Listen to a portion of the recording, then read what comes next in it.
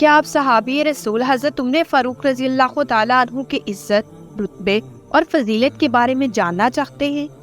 اور کیا آپ یہ بھی جانتے ہیں کہ آپ صلی اللہ علیہ وآلہ وسلم کے نزدیک عمر فاروق رضی اللہ تعالیٰ عنہ کا درجہ کیا تھا؟ اور کیا آپ کو معلوم ہے کہ حضرت محمد صلی اللہ علیہ وآلہ وسلم نے عمر فاروق رضی اللہ تعالیٰ عنہ کے بارے میں اللہ تعالیٰ سے کیا دعا فرمائی تھی؟ ہمارے اہم موضوع کو جاننے کے لیے ویڈیو کو اینڈ تک لازمی دیکھیے۔ تاریخ عالم نے ہزاروں جرنیل پیدا کیے، لیکن دنیا جہاں کے فاتحین سیدنا عمر فاروق رضی اللہ تعالیٰ عنہ کے سامنے طفل مکتب لگتے ہیں، اور دنیا کے اہل انصاف سیدنا عمر فاروق رضی اللہ تعالیٰ عنہ کی عدل پروری کو دیکھ کر جی کھول کر ان کی تعریف میں رطب اللسان ہے۔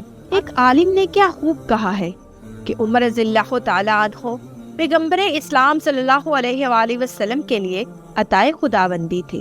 اہل مکہ کے جبر و ستم بہت بڑھ چکے تھے۔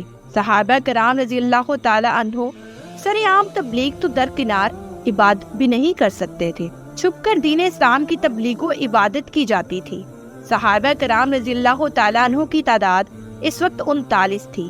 ایک رات بیت اللہ کے سامنے عبادت کرتے ہوئے پیغمبر اسلام صلی اللہ علیہ وآلہ وسلم نے اپنے پروردگار سے عجیب دعا کی، مانگی بھی تو عجب شے مانگی۔ کسی کے وہم و گمان میں نہیں تھا کہ دعا میں یہ بھی مانگا جاتا ہے۔ اسلام کی بڑھوتری کی دعا کی جاتی، اہل مکہ کے ایمان لانے کی دعا کی جاتی، دنیا عالم میں اسلام کی اشاعت کی دعا کی جاتی، یا اہل مکہ کے ظلم و ستم کی بندش کے لیے ہاتھ اٹھائے جاتے۔ لیکن میرے عظیم پیغمبر صلی اللہ علیہ وآلہ وسلم نے دعا کی کہ اے اللہ، عمرو ابن حشام اور عمر بن خطاب میں سے کسی کو اسلام کی عزت کا ذریعہ بنا۔ نبی کریم صلی اللہ علیہ وآلہ وسلم نے مکہ مکرمہ میں 2 لوگوں کو نامزد کیا اور فیصلہ خدائے عالم الغیوب پر چھوڑ دیا کہ اللہ ان دونوں میں سے جو تجھے پسند ہو وہ دے دے۔ اللہ تبارک و تعالیٰ نے پیغمبر اسلام صلی اللہ علیہ وآلہ وسلم کی دعا کو شرف قبولیت سے نوازا، اور اسباب کی دنیا میں سیدنا عمر فاروق رضی اللہ تعالیٰ عنہ کے اسلام لانے کا سبب یہ بنا کہ ایک روز تیغ برہنہ لیے جا رہے تھے۔ راستہ میں بنو زہرہ سے تعلق رکھنے والا ایک شخص ملا، جس نے پوچھا کہ عمر خیریت، کہاں کا ارادہ ہے؟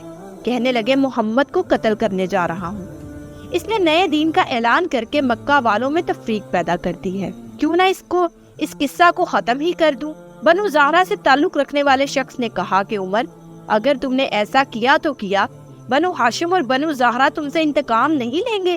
کہنے لگے لگتا ہے کہ تم بھی اس نئے دین میں شامل ہو چکے ہو۔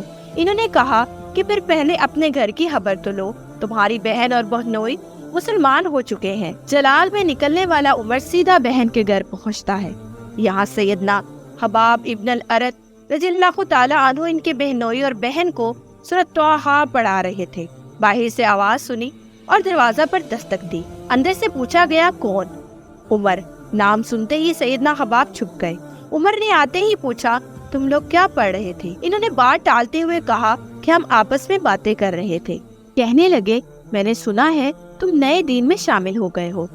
بہنوئی نے کہا کہ عمر، وہ دین تیرے دین سے بہتر ہے، تو جس دین پر ہے یہ گمراہ راستہ ہے۔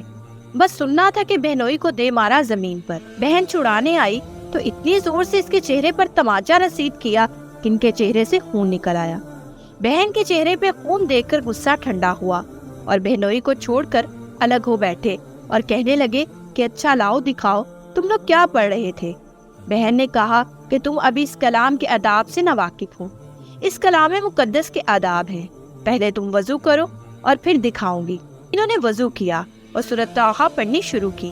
یہ پڑھتے جا رہے تھے اور کلام الہی کی تاثیر اور قلب کو متاثر کیے جا رہی تھی۔ حباب ابن الارت رضی اللہ تعالیٰ عنہ یہ منظر دیکھ کر باہر نکل آئے اور کہنے لگے عمر، کل رات نبی کریم صلی اللہ علیہ وآلہ وسلم نے بارگاہ خداوندی میں دعا کی تھی کہ اے اللہ، عمرو بن حشام یا عمر بن خطاب میں سے کسی کو اسلام کی عزت کا ذریعہ بنا، یا ان میں سے کسی ایک کے ذریعے اسلام کی تائید فرما۔ اے عمر، میرے دل نے گواہی دی تھی کہ دعائے پیغمبر صلی اللہ علیہ وآلہ وسلم عمر بن خطاب کے حق میں پوری ہوگی۔ یعنی جب کبھی رسول اللہ صلی اللہ علیہ وآلہ وسلم عمر بن خطاب یا ابو جہل کو دیکھتے تو رب العزت کے حضور دستے دعا دراز کرتے ہوئے فرماتے، اے اللہ، ان دونوں میں سے جو تیرے نزدیک زیادہ پسندیدہ ہے اس سے اپنے دین کو قوت عطا کر دے۔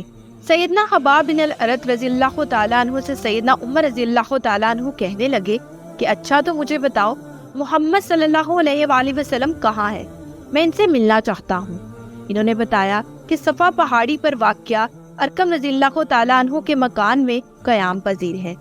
جب سیدنا عمر رضی اللہ تعالیٰ عنہ وہاں پہنچے تو پیغمبر اسلام صلی اللہ علیہ وآلہ وسلم پر نزول وحی جاری تھا۔